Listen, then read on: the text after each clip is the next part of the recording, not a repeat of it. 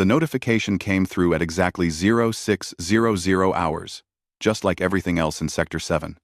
I was halfway through my morning coffee when my datapad lit up with the official seal of the Population Management Bureau. My hands went cold before I even opened it. Congratulations, Engineer Davin Cole. You have been selected as a genetic match for candidate Lyra Voss. Report to Medical Bay 3 within 24 hours for preliminary evaluation. I read it 3 times, then 3 more. This had to be a mistake. I never registered for the breeding program. Never. I'd watched too many guys get pulled into that system, treated like nothing more than a biological resource. The government decided everything in your life once you were in. Where you lived, what you ate, who you could talk to. All in the name of preserving humanity's future after the population collapse.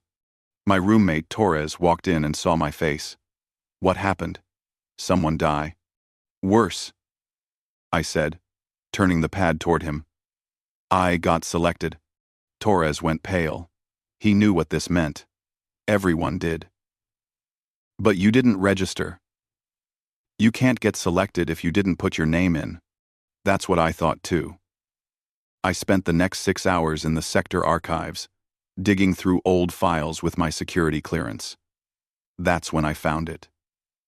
My mother's signature, dated 3 years ago, just 2 months before she died. She'd been a low-level administrator in the program. She'd entered my profile herself, complete with genetic markers, health records, everything. I wanted to be angry at her, but she was gone.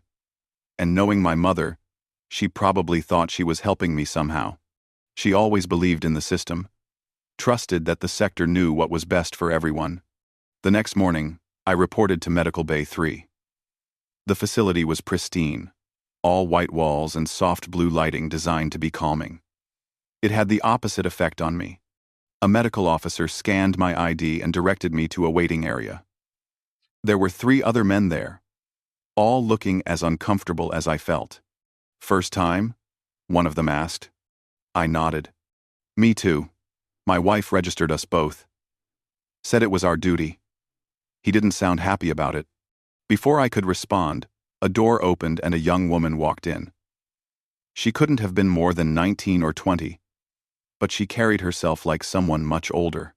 She wore the gray uniform of a sector official, and her dark hair was pulled back in a severe bun. Her eyes swept across us with the warmth of a security scanner. I am Lyra Voss, she said, her voice formal and clipped. You are the final candidates in my selection process. The genetic compatibility tests have been completed. Engineer Cole, you will remain. The rest of you are dismissed. Just like that, my life changed. The other men filed out, relief visible on their faces. I stayed in my seat, trying to process what just happened. Lyra studied me with clinical interest. Your genetic profile shows a 97% compatibility rating with mine. This is the highest match recorded in Sector 7's history. The program directors consider our pairing essential to population recovery efforts. I didn't volunteer for this, I said, finding my voice. Irrelevant. Your profile exists in the system. That constitutes consent under Population Recovery Act, Section 12. She said it like she was reading from a manual. We will begin the compatibility evaluation process tomorrow. You've been reassigned to Residential Block 4A, adjacent to my quarters. Your personal effects will be transferred by this evening. And if I refuse? For the first time, something flickered across her face. Not quite emotion, but maybe acknowledgement. Refusal results in immediate reassignment to the outer mining colonies. The average life expectancy there is 4 years. Most men choose cooperation. She turned to leave, then paused. The medical officer will provide you with your new schedule and dietary requirements. Follow them precisely. Any questions should be directed to program administration, not to me personally. Then she was gone, leaving me alone in that sterile room. I sat there for a long time, thinking about the mining colonies. I'd heard stories. Minimal life support, dangerous conditions, no real medical care. It was basically a death sentence, dressed up as a job assignment. A medical officer appeared. A middle-aged woman with kind eyes that didn't match the cold efficiency of her movements. She handed me a data pad. Your schedule, Mr. Cole. Nutritional supplements 3 times daily, exercise regimen at 0500 and 1700 hours. Counseling sessions twice weekly. You'll meet with candidate Voss for supervised compatibility sessions every other day. Supervised? I asked. Standard protocol. A facilitator will be present to ensure productive interaction and evaluate partnership viability. She hesitated, then lowered her voice. Try to make the best of it. Lyra Voss is. She's not what she seems. Life hasn't been easy for her either. That surprised me. Lyra was the daughter of Commander Voss, one of the most powerful men in the sector. What hardship could she possibly know? My new quarters were small but comfortable. Better than my old place. Actually, everything was efficient, organized, impersonal. There was a window that looked out over the sector's central district, where lights were starting to come on as evening approached. Thousands of people down there, all living their assigned lives. I unpacked my few belongings, trying not to think about how my entire existence had just been rearranged by a girl I'd met for 5 minutes. That night, I couldn't sleep. I kept thinking about that 97% compatibility rating. What did that even mean? That our genes would produce healthy offspring? That we were supposed to be together? The whole thing felt wrong, like being told who to love by a computer program. Around midnight, I heard movement in the hallway. Through my door's small window, I saw Lyra walking alone, still in her uniform. She looked exhausted, and for just a moment, I saw someone young and uncertain instead of the cold official from earlier. Then she noticed me watching, and her expression hardened again. She walked on without acknowledgement. I realized then that both of us were trapped in this system. Maybe in different ways, but trapped nonetheless. And tomorrow, we'd start the process of becoming whatever the sector needed us to be. The first compatibility session happened in a room that tried too hard to look comfortable. Soft chairs, warm lighting, a table with refreshments nobody would touch. The facilitator was a cheerful woman named Dr. Chen who acted like we were on a casual first date instead of a government-mandated evaluation. This is simply an opportunity for you both to get acquainted, she said, smiling. Talk about your interests, your backgrounds, what you hope for in the future. Lyra sat across from me. Posture perfect. Hands folded on her lap. She looked at me like I was a duty to be completed. Engineer Cole specializes in environmental systems. His record shows competency in life support maintenance and atmospheric regulation. His psychological evaluation indicates adaptability and emotional stability. 1. She was literally reading from my file. Dr. Chen's smile got a little strained. Perhaps we could start with something more personal? The facilitator suggested. Lyra, why don't you tell Davin about your hobbies? I study strategic planning and political theory, Lyra said without hesitation. I also maintain physical fitness standards and practice 3 languages. These skills serve the sector's interests. It went on like that for an hour. Every question Dr. Chen asked, Lyra answered like she was filing a report.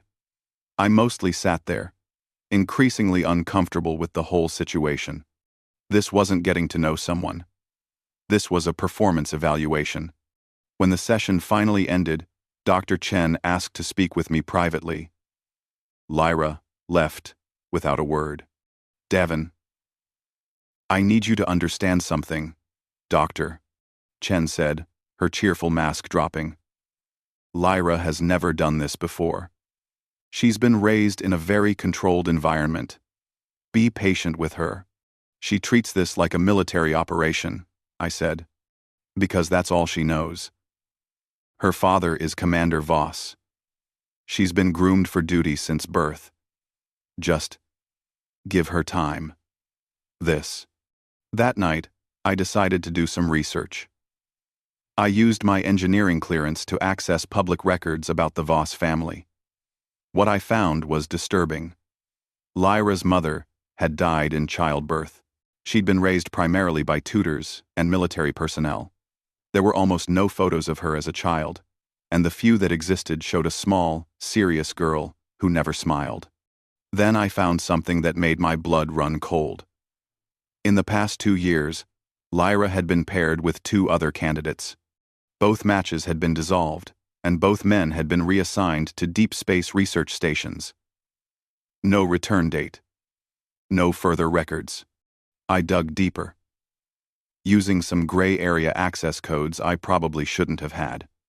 The men's files had been scrubbed clean. It was like they'd never existed beyond basic service records. They hadn't refused the program. They'd just disappeared. The next compatibility session, I watched Lyra differently. She went through the same routine, answering questions with practiced precision. But I noticed small things. The way her jaw tightened when Dr. Chen asked about family. How her eyes briefly closed when the facilitator mentioned future children. She wasn't a robot. She was scared. Halfway through, I interrupted one of her rehearsed answers. "What do you actually want?" I asked. Lyra stopped mid-sentence. Dr. Chen looked surprised. "Davin, that's not on the—" "What do you want, Lyra? Not the program, not your father. You." For the first time, she looked uncertain. Her mouth opened, then closed. She stared at me like I'd asked her a question in a foreign language. "That's not relevant," she finally said, but her voice was quieter. "It's relevant to me, because I'm apparently supposed to spend my life with you, and I don't even know if you want this." Lyra stood up abruptly. "This session is over." She walked out, leaving Dr. Chen and me in awkward silence. "That was either very brave or very stupid," the facilitator said quietly. "Probably both." I didn't see Lyra for 3 days after that. Then I received a message. "Report to Medical Bay 5 for comprehensive genetic analysis." The analysis took 6 hours. They took blood samples, tissue samples, ran scans I didn't understand. A senior medical officer, Dr. Rahman, reviewed the results with barely concealed excitement. "This is remarkable," he kept saying. 97% compatibility isn't just rare, it's almost unheard of. Your genetic profiles complement each other in ways we've only theorized about. The offspring from this pairing would have enhanced immunity, cognitive function, possibly even extended lifespan. "I'm not a breeding animal," I said flatly. Dr. Rahman's enthusiasm dimmed. "Mr. Cole, the sector's population has declined by 60% in the last generation. Without the recovery program, humanity in this region faces extinction. Your participation isn't about control. It's about survival. Then why does it feel like I don't have a choice?" He didn't answer that. That evening, I was summoned to Commander Voss's office. I'd never met the man before, and I wasn't eager to start. His office was in the command tower, overlooking the entire sector.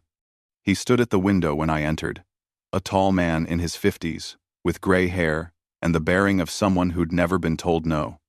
"Engineer Cole," he said without turning around, "do you understand the significance of your pairing with my daughter?" "I understand the genetics, sir." "Then you understand this is bigger than your personal comfort. Lyra is genetically enhanced, modified in utero, to be stronger, smarter, more resilient. She represents humanity's best chance at thriving, not just surviving. Her children will carry those enhancements forward." He finally turned to look at me. His eyes were cold. "Your role is simple. Provide genetic material. Support her through the process.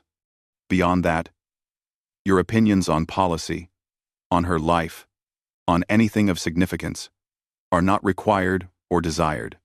Am I clear?" I wanted to tell him what he could do with his orders. But I thought about the mining colonies. About the men who'd disappeared from records. Crystal clear, sir. Good. You'll move to final stage quarters next week. The conception process will begin shortly after. I left his office feeling like I'd just been branded as property. The next compatibility session was different. Dr. Chen wasn't there. Instead, it was just Lyra and me in a smaller room. She sat in her usual perfect posture. But she spoke first. My father spoke with you. He made his expectations clear, I said. He makes everything clear. It's one of his talents. She paused. And for the first time, I heard something like frustration in her voice. I didn't want this to be so clinical. I thought if I approached it professionally, it would be easier for both of us. Easier than what? Than admitting neither of us has any real choice in this. We sat in silence for a moment. Then Lyra did something unexpected. She reached into her pocket and pulled out a small device, pressing a button. A faint hum filled the room. Audio dampener, she said. We have 10 minutes before security notices. What are you doing? Telling you the truth. Those two men before you? They didn't get reassigned. They refused to cooperate with the program's timeline. My father made them disappear. Not killed, just erased from the sector. Sent somewhere they can't talk about what they saw. What did they see? Lyra's hands trembled slightly. That I'm not as enhanced as everyone thinks. The modifications. They worked partly. I'm smarter. Yes. Stronger in some ways. But my immune system is unstable. I get sick easily, though they hide it. And the genetic changes mean natural conception is nearly impossible for me. I would need medical intervention. Specific procedures. The program doesn't want anyone knowing their poster child for the future is actually fragile. Why are you telling me this? Because you asked what I wanted. And what I want is someone who sees me as a person, not a genetic investment. Those other men saw the truth and wanted out.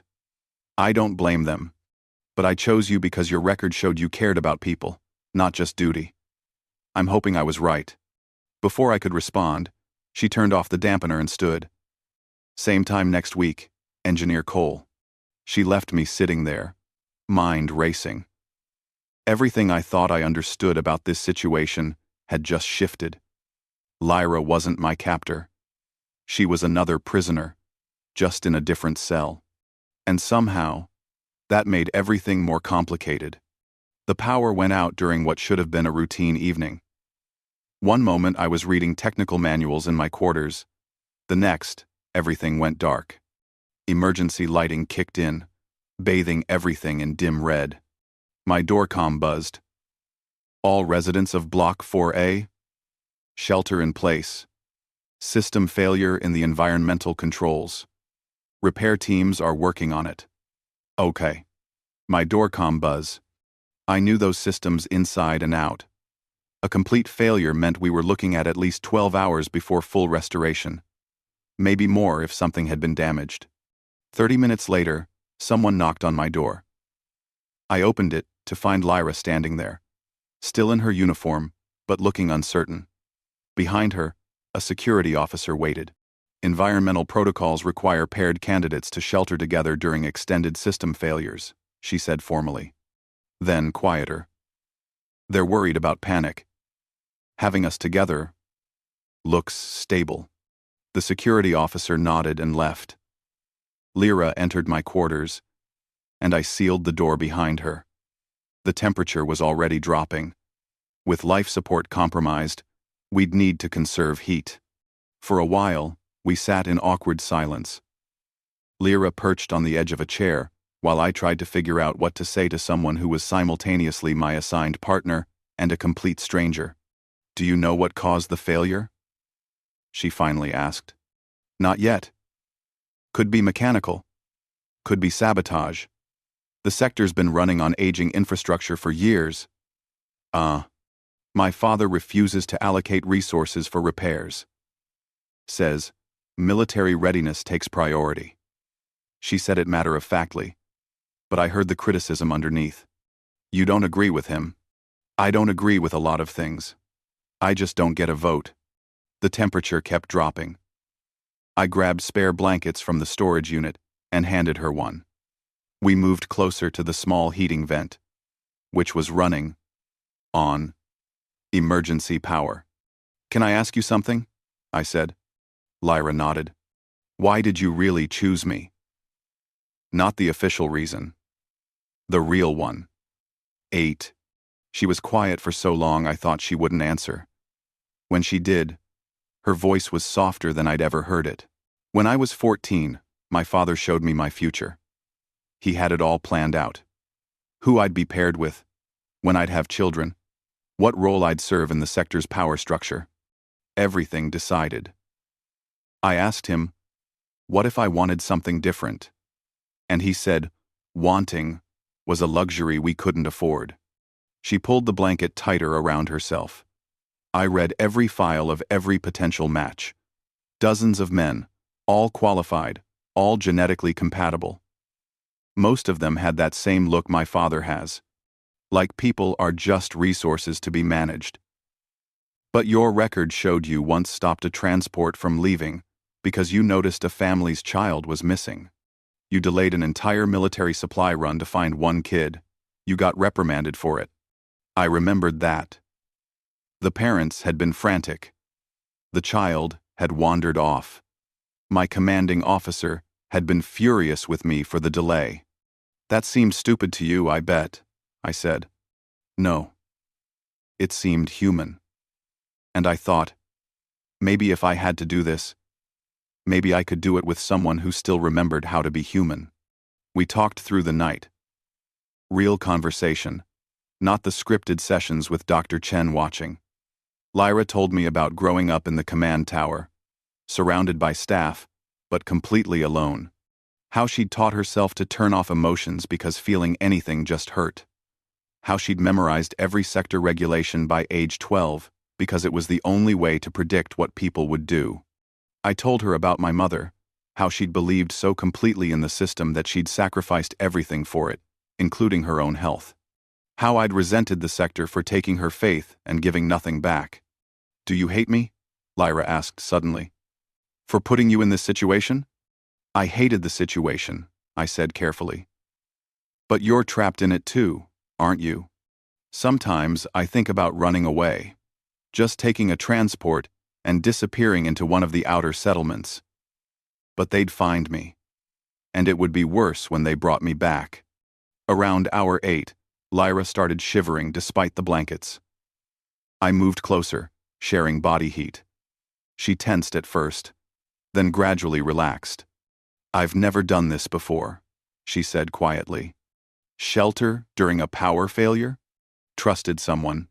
That hit me harder than it should have. Here was this brilliant, genetically enhanced person who'd never experienced basic human trust. The sector had made her into something useful and forgotten to let her be someone real. Your father said you're humanity's best chance, I said. What do you think you are?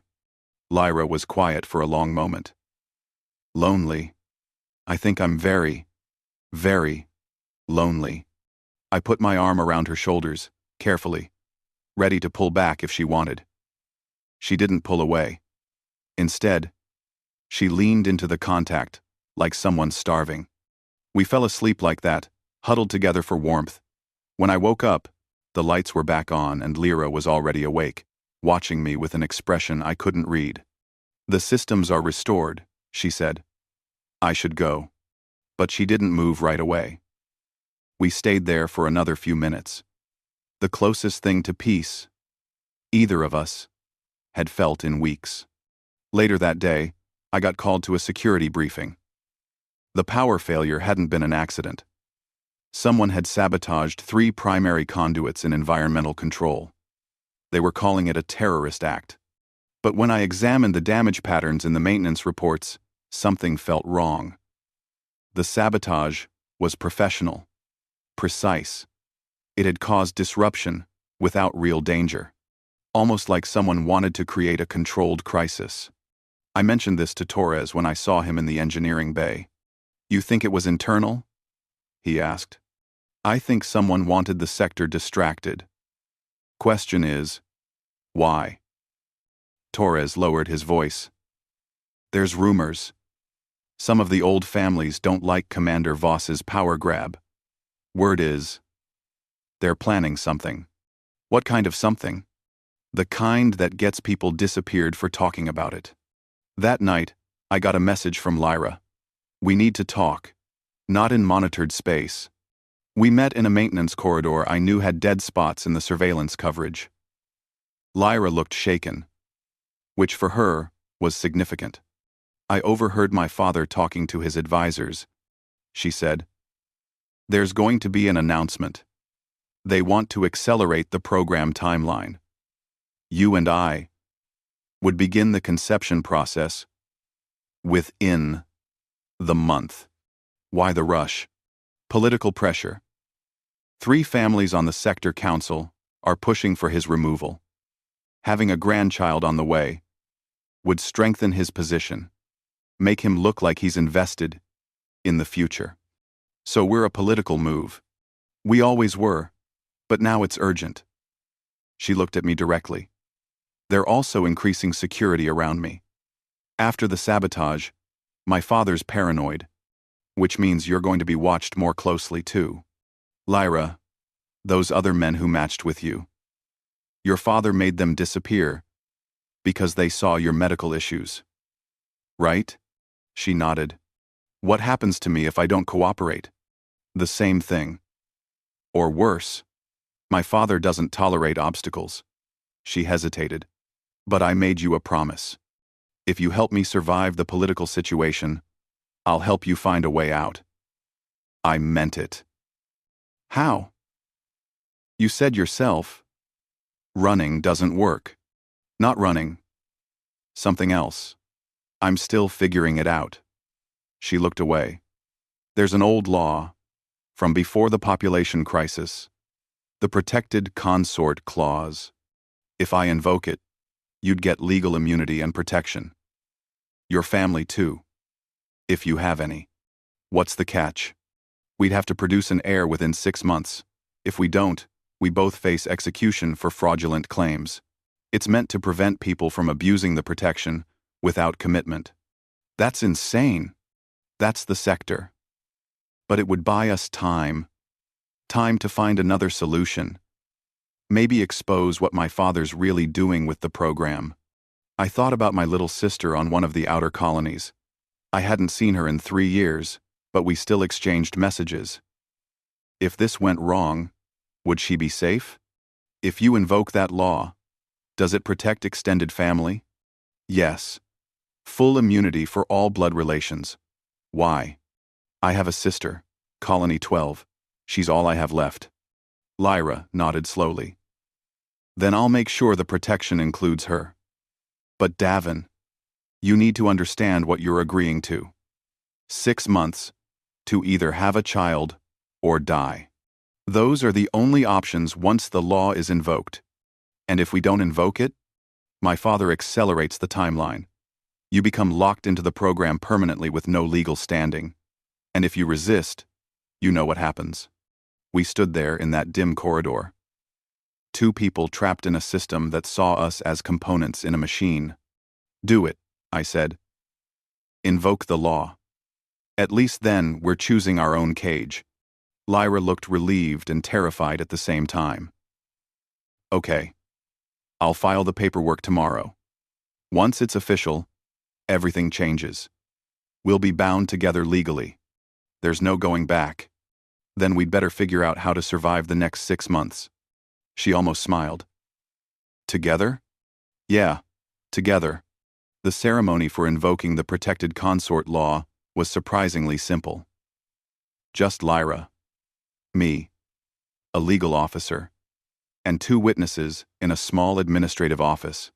The legal officer read the terms in a bored voice, like he processed these every day instead of once in a decade. By invoking the Protected Consort Clause, you both accept full legal binding under Sector Law Article 47, subsection 12. All immediate and extended family members receive diplomatic immunity. All property and rights become shared. You have 6 standard months to produce a viable heir. Failure results in execution for both parties for fraudulent claims against the sector. Do you both understand and accept these terms? Yes, Lyra said clearly. I took a breath. Yes. Then, by the authority of the Sector Council, you are bound. Congratulations. That was it. No celebration, no reception, just signatures on a data pad and a legal status change. We walked out of that office as one of the most protected couples in the sector, and also potentially condemned. The reaction was immediate. Within hours, news of our binding spread through the command tower.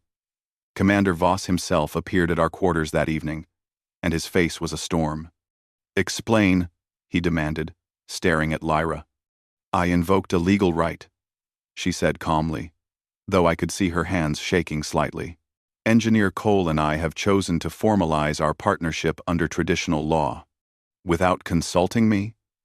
Without considering the political implications? The law doesn't require parental consent. I'm of legal age and sound mind. The decision is valid. Commander Voss turned to me. You convinced her to do this. Actually, it was her idea, sir, I said. His expression darkened. You realize what you've done? The timeline? The pressure it creates? 6 months isn't enough time for the medical procedures Lyra requires. You've essentially signed both your death warrants. Then maybe the sector should have better laws, I said before I could stop myself. The commander's hand moved so fast I barely saw it. One moment I was standing, the next I was on the floor, my jaw screaming in pain. Lyra stepped between us instantly. Father, stop. This is a disaster. The council will use this against me. They'll say I can't even control my own daughter, let alone the sector. He pointed at me. Fix this. Find a way to dissolve the binding. There is no dissolution clause, Lyra said quietly.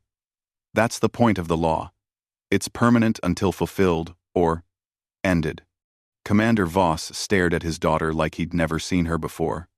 Then he turned and walked out without another word. I got up slowly, working my jaw. Nothing broken, but it would bruise spectacularly. I'm sorry, Lyra said. He's never hit me. I didn't think he'd. It's fine.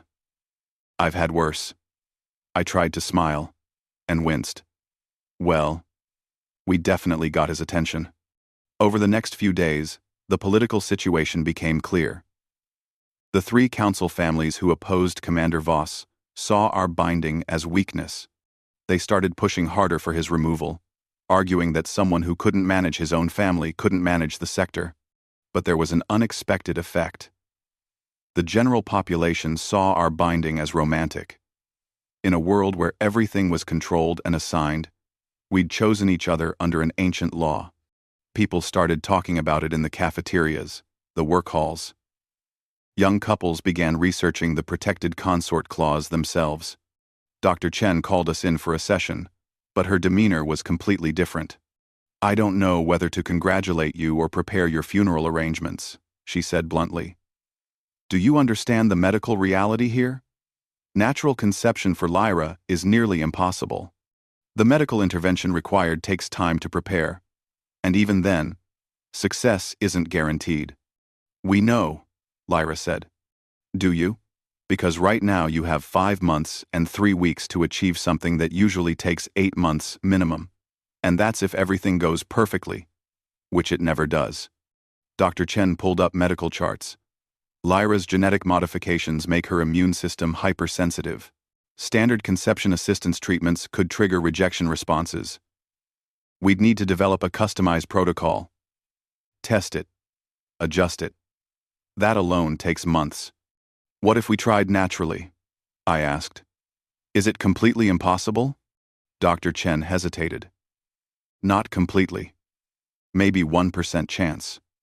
But the process would be extremely difficult for Lyra. Her body would fight it. She could become very ill. I'll take those odds, Lyra said immediately. Lyra, you could die. I could die in 6 months anyway. At least this way. I'm choosing how. Right? Dr. Chen looked at both of us for a long moment. You're either the bravest people I've ever met, or the most foolish. Possibly both. She sighed. If you're serious about this, there are some things that might improve the odds: dietary changes, supplements, stress reduction. But I can't officially recommend this approach. The medical board would never approve it. Then, unofficially? I asked. She pulled out a separate data pad, one not connected to the network. Unofficially, I'll help you, but you need to understand the risks. Lyra could experience severe immune responses, organ stress, possibly even system failure.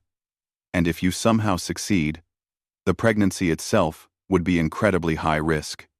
I understand, Lyra said. Davin? I looked at Lyra, saw the determination in her eyes. I understand. Dr. Chen handed us the data pad. Then let's see if we can make a miracle happen. The next few weeks were intense.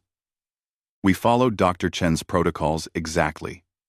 Lyra moved into my quarters, permanently. Our quarters now. Legally. We established routines, learned to coexist in the same space. It was strange at first. Lyra had lived alone her entire adult life. She was meticulous, organized, and uncomfortable with casual touch. I had to learn to read her signals, understand when she needed space versus when she was just unfamiliar with closeness. But slowly, things shifted. We'd have breakfast together and actually talk. She'd show me the political theory texts she studied, and I'd explain engineering problems I was working on. We found we both enjoyed old Earth music, the kind preserved in the archives. One evening, about a month into our binding, Lyra found me working on a side project. I'd been using my free time to design improvements to the sector's life support systems, fixes that could save resources and improve efficiency. You're doing this on your own time? She asked. Habit. I like solving problems. She sat down next to me, studying the designs. These are brilliant. Have you submitted them to Engineering Command? 3 times. They get rejected every time. Not because they don't work, but because implementation would require admitting the current systems are flawed. Nobody wants to admit that. 7. My father's people. Your father's priorities, I corrected gently. He's not wrong that military readiness matters. But people can't fight if they can't breathe. Lyra was quiet for a moment. After all this, assuming we survive, I want to change things. The breeding program, the resource allocation, all of it. It's not sustainable. That's a big goal. I'm the commander's daughter with diplomatic immunity and a genetic legacy everyone's invested in. If I can't push for change, who can? I smiled. See? This is why I'm glad you picked me. You think bigger than just survival. I learned it from you, she said softly. You risked your career for one lost child. I'm just trying to think about all the lost children, the ones trapped in systems that don't see them as people. That night, something shifted between us. We'd been partners by legal necessity, but we were becoming partners by choice. When Lyra fell asleep on the couch while reading, I covered her with a blanket instead of waking her. When I woke up, I found she'd done the same for me. And she'd left a note. Thank you for believing this could work. Then came the incident that changed everything. I was working in Engineering Base 7 when the alarms went off. Security breach. Level 4. That was the medical research wing. Tense common. We have nothers. I pulled up the security feeds and saw armed figures moving through the corridors toward the genetics labs, toward where they kept Lyra's medical records and genetic samples. I ran. Protocol said to shelter in place during security breaches. But those files contained evidence of Lyra's medical reality. If the wrong people got them, they could use them against her father, against the entire program. I reached the medical wing to find 3 security officers down and the lab doors breached. Inside, Two figures in unmarked armor were downloading data from the terminals. "Stop!" I shouted, which in retrospect was stupid. One of them turned and fired. The shot went wide, hitting the wall next to my head. I dove for cover behind a medical cart, mind racing. I wasn't armed. I wasn't trained for combat. But I knew these systems. I crawled to the environmental control panel and triggered an emergency oxygen purge in the lab. The sealed room would be fine for people for a few minutes, but the sudden pressure change would disrupt their suit's systems. It worked. Both intruders staggered. I used the moment to hit the emergency lockdown, sealing them inside. Security forces arrived seconds later. The intruders were captured. Their armor bore no insignia, but when security removed their helmets, I recognized one of them.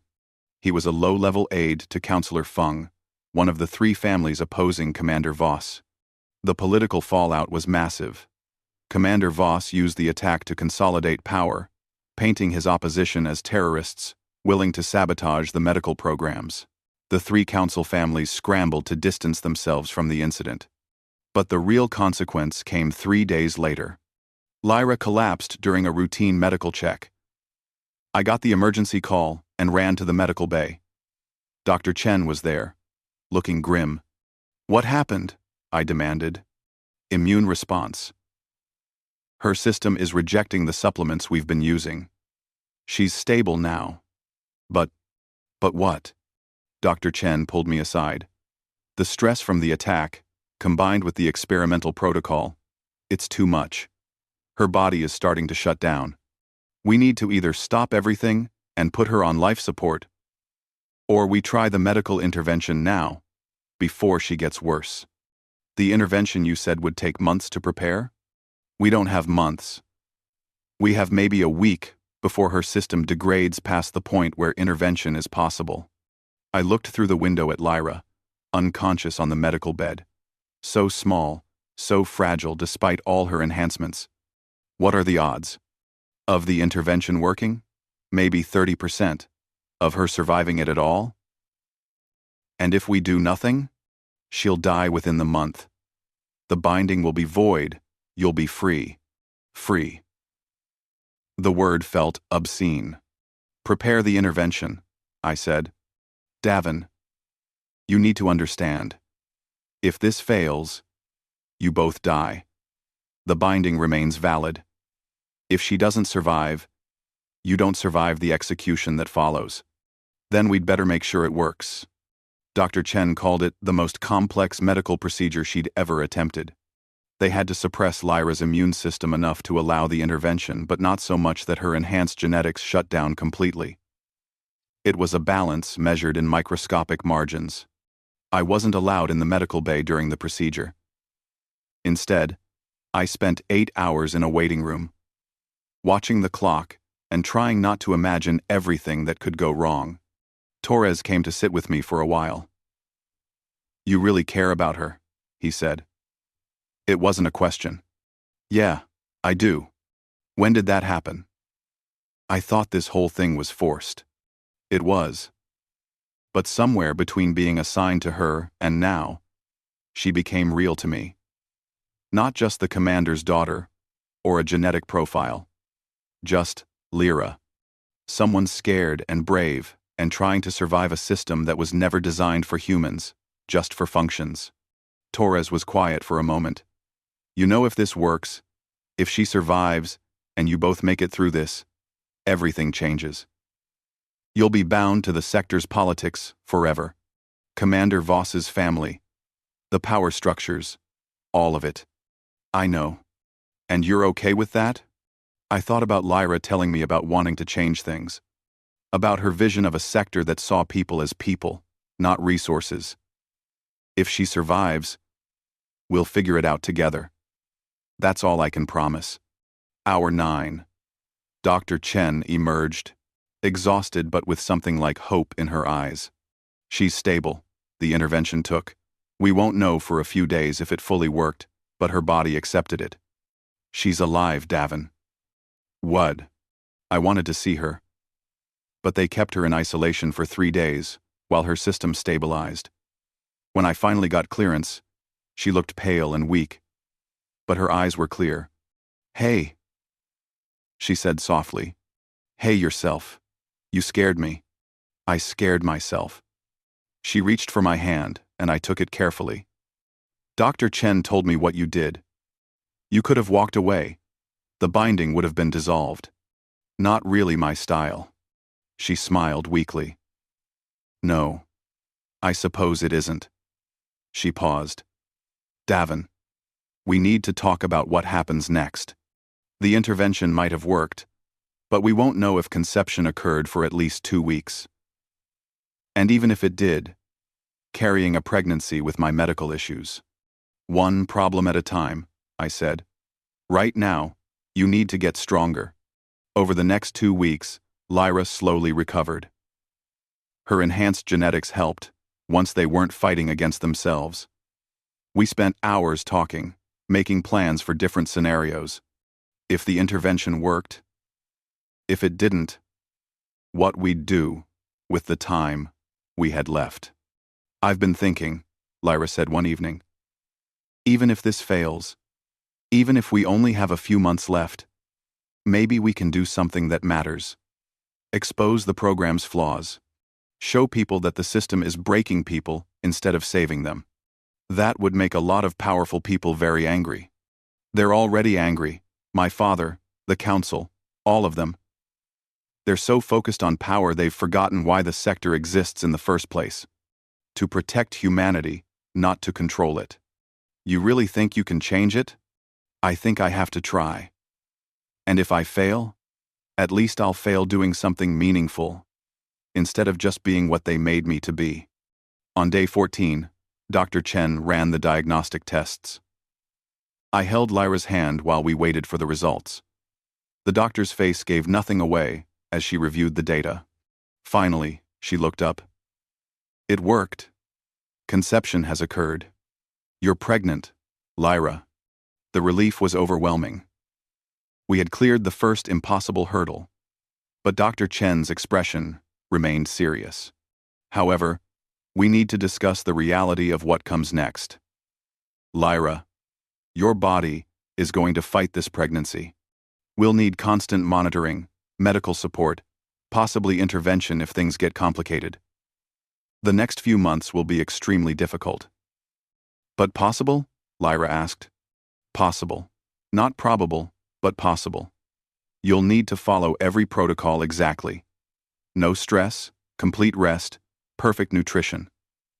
Anything less could trigger rejection." "What about the political situation?" I asked. "Her father, the council. They're not going to just leave us alone." Dr. Chen sighed. "That's the part I can't help with. Medically, I can support you. Politically, you're on your own." She was right to worry. When Commander Voss found out about the pregnancy, he arrived at our quarters within the hour, but his reaction wasn't what I expected. "Lyra," he said, and his voice was different. Softer. Almost father-like. "Are you certain about this? The medical risks?" "I'm certain," Lyra said firmly. He looked at her for a long moment, and I saw something crack in his expression. For just a second, he wasn't the commander. He was a father who'd lost his wife to childbirth, watching his daughter walk the same dangerous path. "Your mother," he started, then stopped. "She wanted you so badly. When the complications started, she refused to abort. She said you were worth any risk." He looked away. "I've spent 19 years trying to make her sacrifice mean something. Maybe I was wrong about what that meant. Made. It was the most human I'd ever seen him. Father, after this, things need to change. The program. The way we treat people.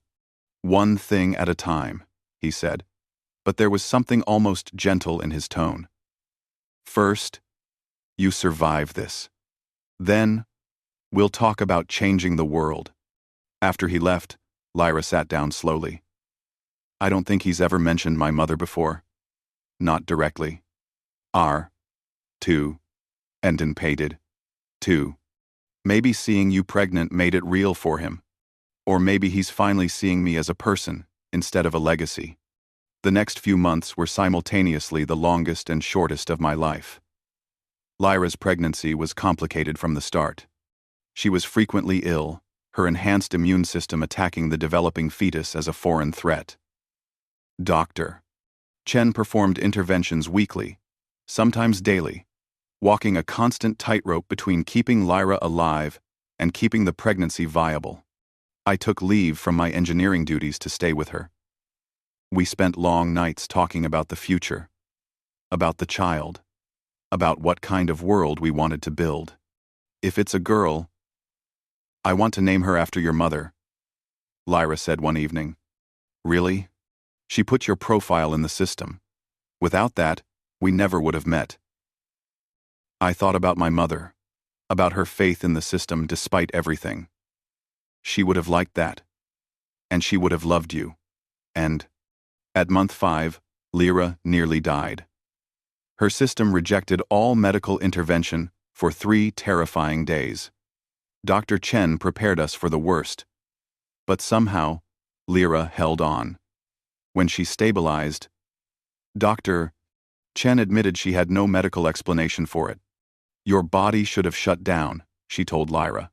By every measure, you should have rejected the pregnancy completely. But something is keeping you both alive. I don't understand it. Will, Lyra said simply. I'm just stubborn.